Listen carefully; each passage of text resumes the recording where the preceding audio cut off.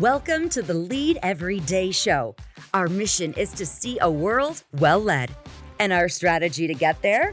To empower leaders like you to lead every day. So let's get to work. Do you ever feel like you're in a tug of war with your employees? What would happen if you could get everybody on the same side of the rope?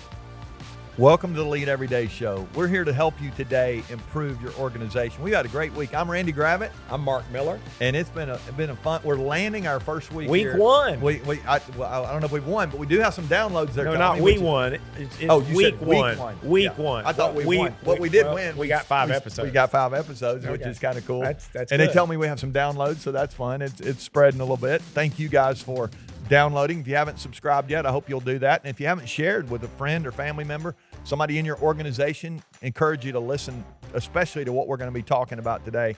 I'm excited about this idea of us getting everybody on the same side of the rope. And it is a problem that's going on. I've been working with organizations for the last, really decades, but the last decade in particular, over 100 organizations we've been with. And I find leaders over and over again who are saying, it's a struggle out here. It's a fist fight. I don't know if you've been in a fist fight in a while, Mark. It's been a while since I've been in a fight, but it is exhausting if you're trying to lead an organization and you're, as one leader told me, I feel like I'm playing whack-a-mole at the county fair. I just hit one, knock one down. If you're not in the U.S., you'll have to look that. You have to Google that one. Right. You knock it down and then you turn to the next one. You hit it and the first one pops back up, and it's just this frenetic. Yeah, putting out fires. Yeah, let me give you a different metaphor, one that we actually were using a few years back.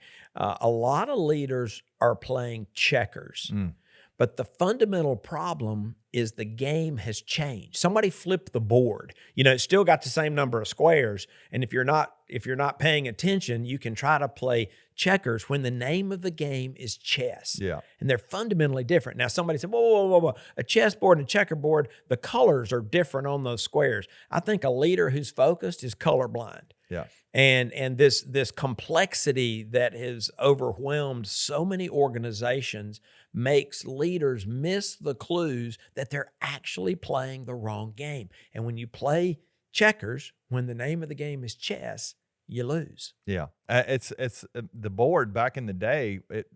Maybe they're still this way. You do have two sides to the board. Now I thought we're from Georgia, so I thought we have the Bulldogs and the Falcons, that red and black. I just thought it was a Georgia checkerboard. I didn't know, but there actually is another side, and there is a new game, that game of chess. And you actually wrote a book called Chess Not Checkers, and we got all kind of content. You can check all that out on Lead Every Day if you're interested in getting the book. It's a great little parable that Mark wrote. Cool, good stuff there. But if you think about these two games, they are fundamentally different. I remember learning to play checkers from my grandpa, and it was the very first game. All the checkers had disappeared, and I'm over in the little 2-corner just trying to survive, and he flushes me out, and I lose. And I lost every game for a while. I finally was able to beat him. But I think there's a lot of leaders who are just in the 2-corner, just flying by the seat of their pants trying to, and that's exhausting. If you're leading an organization, you don't feel like you have everybody aligned and together, and they're not led well. We learned when we studied this, and you wrote the book, that there are actually 4 moves that high performance organizations make. Tell us about some of those. Yeah. Like if I'm listening, what do I need to do to build an organization? Well, we went out trying to figure out, as you said, what do the best organizations in the world consistently do? And we only found 4 things, and I'm excited by that. Which is kind of cool. I'm a simple guy. I mean, we found 4 things. One is they bet on leadership. We can't find a high-performance organization in the world that's not well led. And it is foundational. It is actually first among equals of these 4 moves, because you need adequate leadership capacity to make the other moves. So the second move is that these organizations act as one.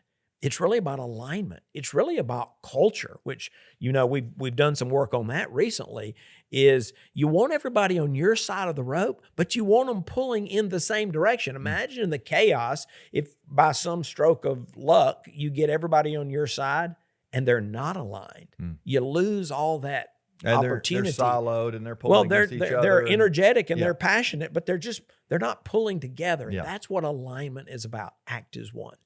The third move is that all high-performance organizations win the heart, which is about engagement.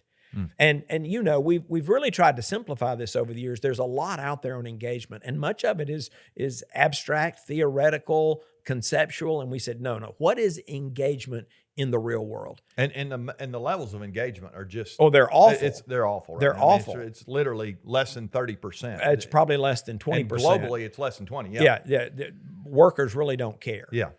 In most organizations, or at least the majority of them don't. And so that's how we have defined engagement.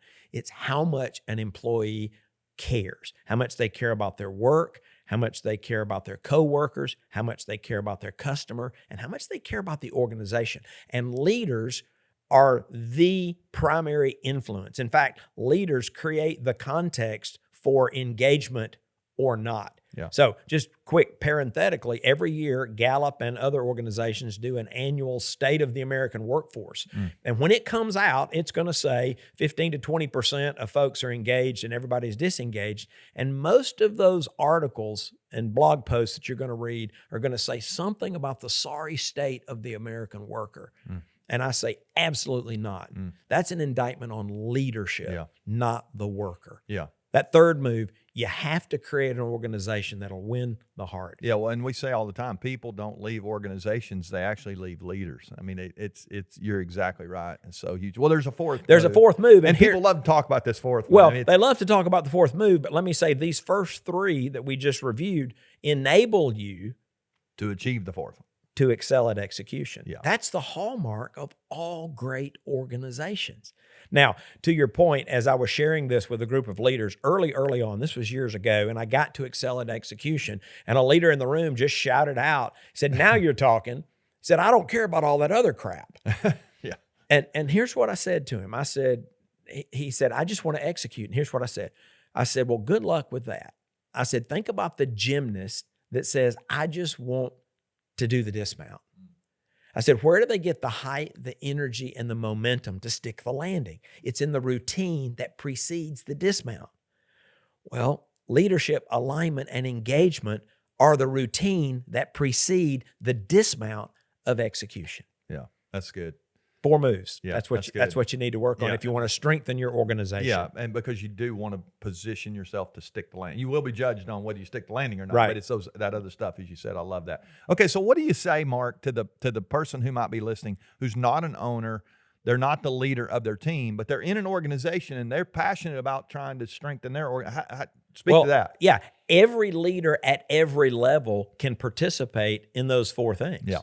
You can invest in other leaders. You can ensure that people are aligned around the values and ethos and culture. You can work to steward, manage, and lift engagement. And you can keep your team, starting with yourself, focused on execution. You can't lose the storyline. At the end of the day, you have to stick the landing. So every leader can participate if they're willing to invest in their organization. I love that. So if you're listening and you're flying by the seat of your pants, it's not going to get you where you want to go. You want to make sure you're doing everything you can to build a high-performance organization. Those 4 moves, you got to be well-led, got to be aligned, got to have your people engaged together.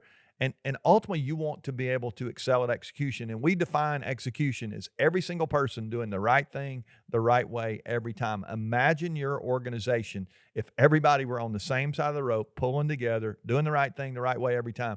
Your organization would dominate whatever it is you're trying to do. I think it's pretty amazing when you think about it that way. I hope you will continue to work on it. If you want to give a little thought to this and you want to maybe just lay this out and you didn't have a chance to take notes, maybe you're on the treadmill or you're driving down the road today, go to leadeveryday.com/organizations, and there's a PDF that we've created there to help you just to lay this out. You might want to begin to do some evaluating of how your organization is doing.